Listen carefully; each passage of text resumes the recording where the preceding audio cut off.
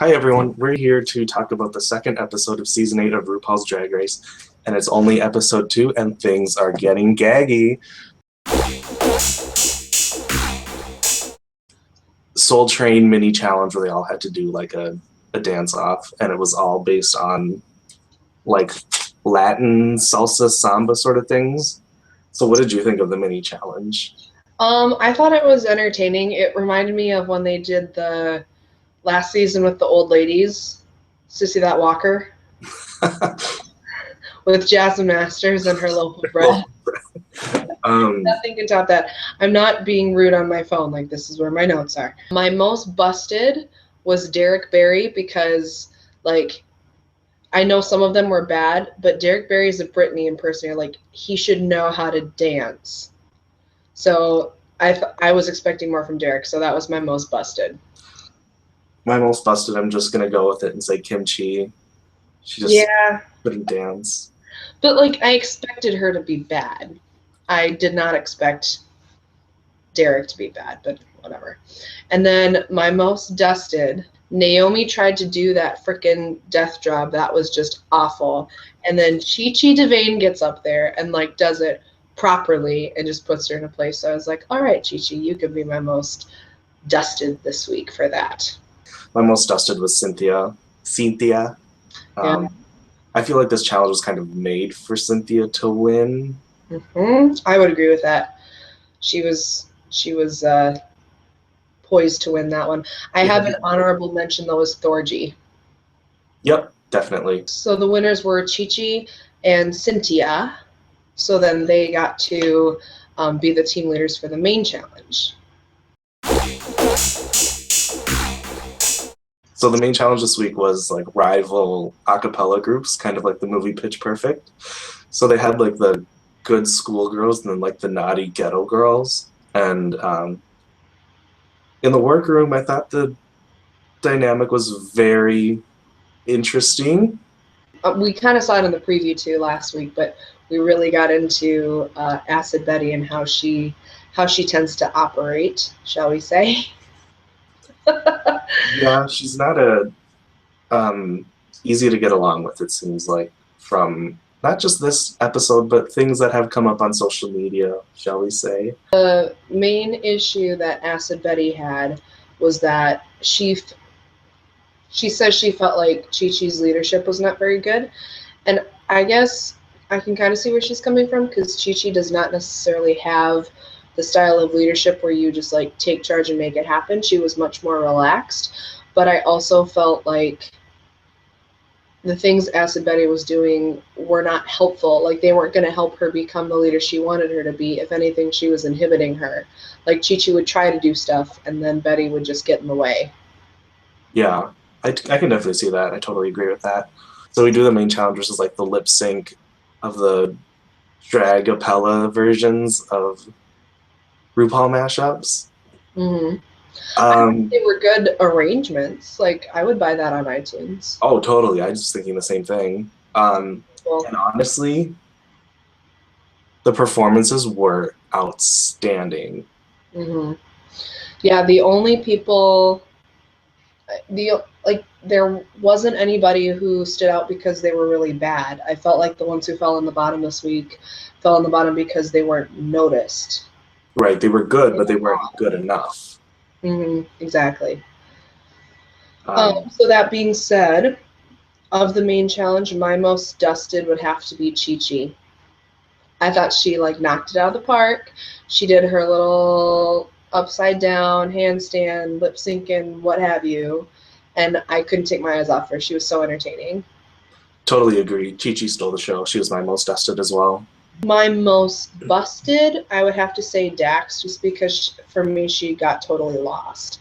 And they were kind of playing up that Kimchi was going to suck at it, but she like used it to her advantage.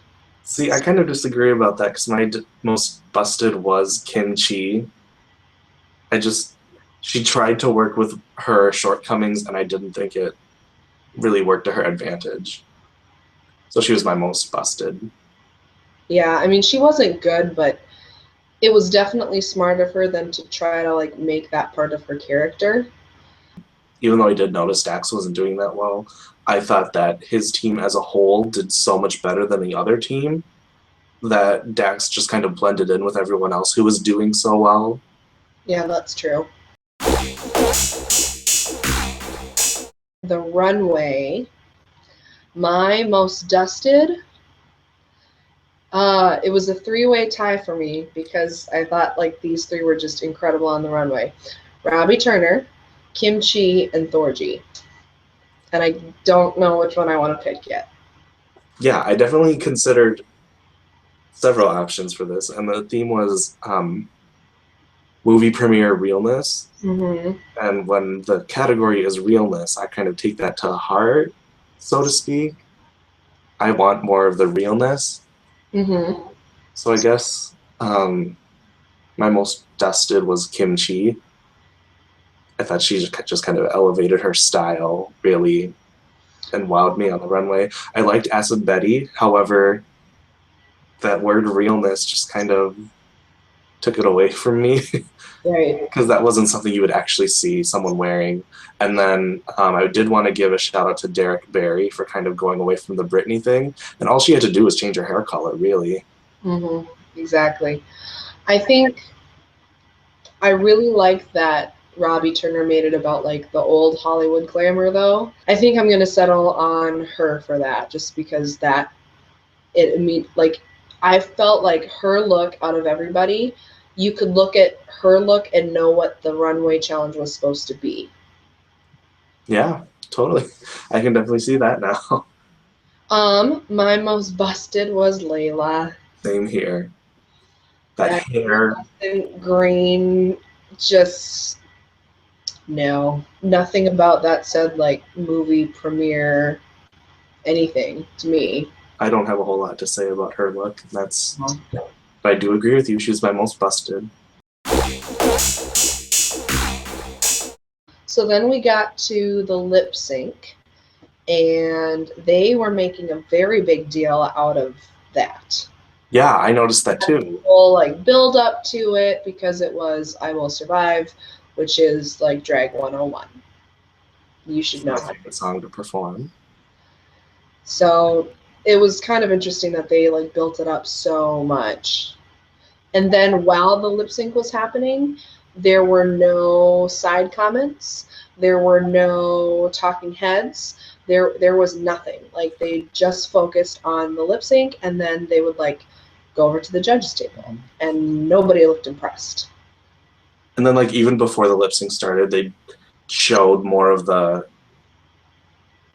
staging aspect of it. Not really, I don't want to say like it was staged, but like they really showed how it's actually a TV show.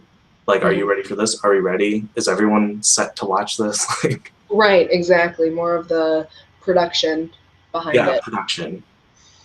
I like Dax, and I wish she would have made it further, but I feel like the double elimination is kind of a stunt at this point.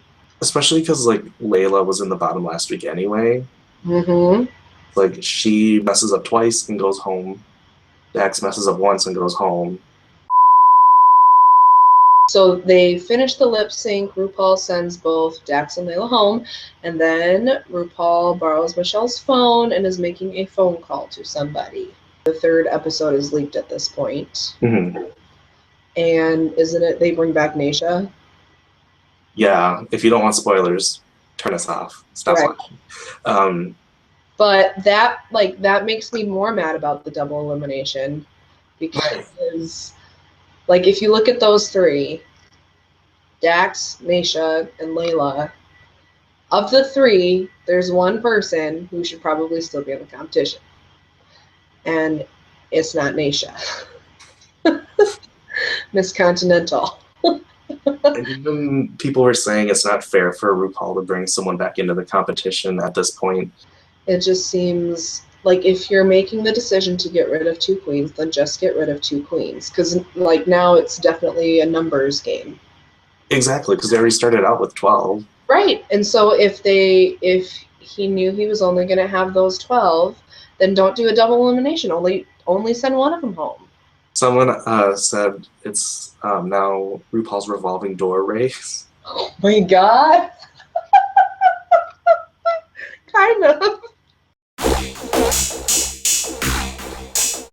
this Untucked, oh my God. I loved it. And I thought there were several notable moments that I want to talk about. First one being Acid Berry. Oh my God. Miss Cynthia going in there.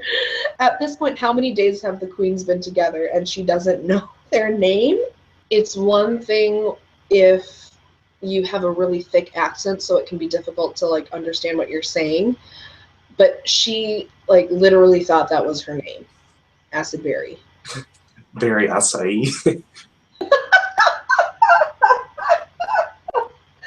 Yeah, so that was the first moment. There's a moment where Robbie is talking about like old school Hollywood and all this stuff, and she's talking about her dress, and she mentions the name Greta Garbo. And if you don't know who that is, she was a film star back in like silent films, very, very big in silent films.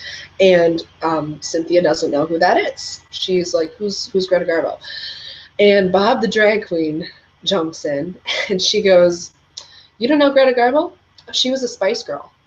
And everything kind of gets quiet for a second, and Robbie looks across, sees that Bob is like just fucking with her, and just mouths, and it was awesome. Poor Cynthia. I don't think that was Cynthia though. I think that was Naomi. No, it wasn't. It was Sure. Cynthia. Okay. I wrote it down. I think there were a couple who didn't know who she was, and Cynthia was one of them. Maybe Naomi didn't know either. But that was a funny moment. And then like Bob the drag queen was just very entertaining for me, this Untucked. And then at the end, when she's talking about Miss Acid Berry and how Bob's firmly convinced that she's gonna go postal. Mm-hmm. Like she's like, oh yeah, one of these days she's gonna come in here and just lose it. She's going crazy. So that will be interesting to see. And I think Bob's take on the world is funny. I enjoy her commentary. This was a jam-packed Untucked. Mm-hmm. When Bob was kind of talking about like his dress and how it's black and how he's kind of racially aware of things. Like when they were talking about like nude pumps, flesh-colored band-aids, and like it was a serious topic, but they talked about it so lightheartedly that no one got like offended or upset by it. Right. And then Derek Barry talking about his relationship with Nebraska, and the other name fails me. What did she call it? A trinogamous relationship? Because there's 3 of them, but they're all like exclusive with each other, which, okay, fine. There was a lot of moments in this episode, kind of like when they were all getting ready for the main stage, when it was really like heartfelt. Like talking about everyone's weight, kimchi, acid, and Dax, and then Chi-Chi kind of talking about growing up in the hood. They're getting their moments in before they all get double eliminated. So who was your shadiest queen of the week? Just gonna say it. Acid. Same. Miss Acid Berry. She is my shadiest queen of the week. Speaking of shady people, a lot of people where I was watching the show, because for the first time I went down to our local bar and watched like the viewing party. Mm-hmm. And a lot of people did not like what Michelle had to say about a lot of the queens, particularly Kim Chi, because she laid it all out on the table and said, Kim Chi, you can't dance. Right. Which, to quote Paris is Burning, that's not a read, that's just a fact. And so a lot of people, they don't understand this challenge. Everyone was so good that you have to be nitpicky. And that may mean pointing out the flaws in a fan favorite. And it's season 8. It is season 8. If there are things that you don't know how to do, I'm not saying you have to be good at everything, but you have to be prepared for there are going to be challenges that are not going to highlight what you're good at. And when it's season 8 and we're looking for America's Next Drag Superstar, the judges are going to do their job and critique you and make you better. I didn't think any of the critiques were unfair. If anything, I thought a lot of them were constructive and helpful for once. No, I agree with you. Everything they said. If there was something negative, it was based in fact, and it was from a place of, this is what I'm like. Here's where you're at, and here's how you can make it even better for next week. Yeah, so Michelle wasn't shady, and that's just my 2 cents. Oh, what was your quote of the week? Mine comes from Untucked, another topic that we didn't talk about, but they were talking about Dax's padding. Yes. I love that you already know where this is going. Dax stands up and she turns around and she's like, is it actually that bad? And Bob says, if I had to describe your padding in one word, I'd say suspicious. And a lot of what Bob says, it's not what he says, it's the delivery of it. I agree. My quote of the week comes from RuPaul, because they were on the main stage and she was going through saying who had won, and Chi-Chi won. And she was talking about how when Chi-Chi did her little headstand and was doing her thing and did not miss a beat no matter what she was doing on stage. And RuPaul says, honey, I was ready to make the Louisiana Purchase one more time. Another great moment when she announces Chi-Chi won and she tells her prize, and it's like a weekend getaway to New England. And Chi-Chi says, you mean I get to go overseas?